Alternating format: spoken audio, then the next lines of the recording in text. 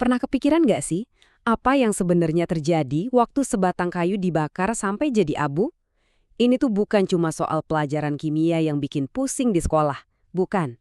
Ini soal kita ngebongkar salah satu aturan main paling dasar di alam semesta.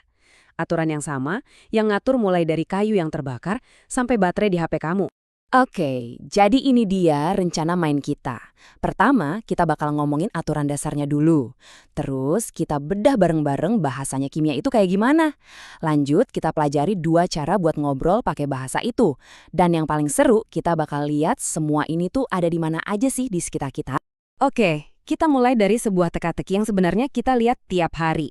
Sesuatu yang kelihatannya simpel, tapi kalau dipikir-pikir lagi, kok kayaknya ngelanggar hukum fisika ya? Coba deh bayangin, kamu punya sepotong kayu, berat kan? Kamu bakar, dan sisanya cuma segenggam abu yang enteng banget. Loh, terus sisanya kemana? Masak iya masanya hilang gitu aja?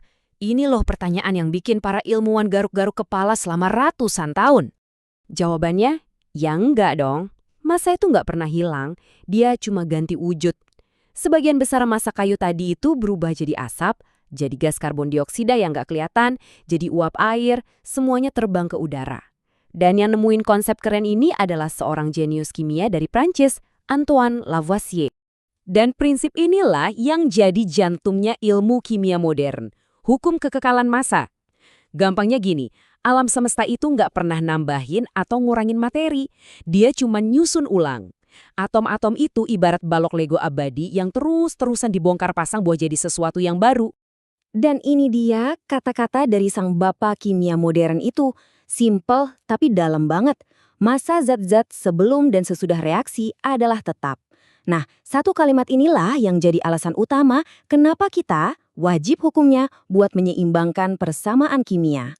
Oke, jadi biar kita bisa patuh sama hukumnya Lavoisier, kita harus ngerti dulu bahasanya. Bahasa yang dipakai kimia buat cerita yaitu persamaan reaksi. Yuk, kita ambil contoh yang paling akrab di telinga. Proses terbentuknya air. Ini bukan sekedar simbol-simbol acak ya. Anggap aja ini satu kalimat. Kalimat yang ceritanya gini. 2 molekul gas hidrogen ketemu sama 1 molekul gas oksigen, terus mereka jadi 2 molekul air. Nah, sekarang ayo kita preteli kalimat ini. Setiap bagian punya tugasnya masing-masing. Yang di kiri itu reaktan, bahan bakunya, yang di kanan itu produk, hasil jadinya. Sekarang perhatiin deh 2 angka ini. Ini penting banget. Angka kecil di bawah itu namanya indeks.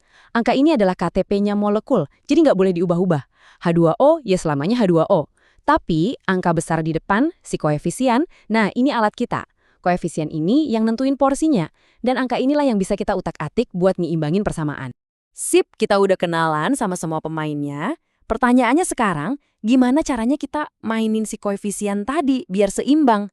Ada 2 alat utama nih yang biasanya dipakai sama ahli kimia. Anggap aja kita punya kotak perkakas. Di dalamnya ada palu sama kunci pas presisi. Nah, metode langsung atau inspeksi itu kayak palu. Cepet, praktis, buat kerjaan yang simple. Sedangkan metode aljabar itu kayak kunci pas presisi. Lebih sistematis, lebih pasti, dan bisa diandelin buat reaksi yang rumitnya minta ampun. Yuk kita lihat dua-duanya beraksi. Oke, kita coba pakai palu dulu ya, metode coba-coba. Kita mulai dari persamaan karat. Kita lihat, wih jomplang banget nih. Di kanan ada 2 atom besi, ya udah kita coba taruh angka 2 di depan besi yang di kiri. Oke, besi aman, sementara. Sekarang oksigen. Kiri ada 2, kanan ada 3. Wah, gimana nih? Gampangnya kita cari kelipatan terkecilnya, yaitu 6. Biar jadi 6 O2 kita kali 3 dan Fi2O3 kita kali 2. Tunggu dulu, jumlah besinya jadi berubah lagi dong. Gak apa-apa, santai. Kita tinggal periksa ulang terus ganti koefisien besi jadi 4. Ya, emang kayak nyusun puzzle, baju mundur dikit sampai semuanya pas.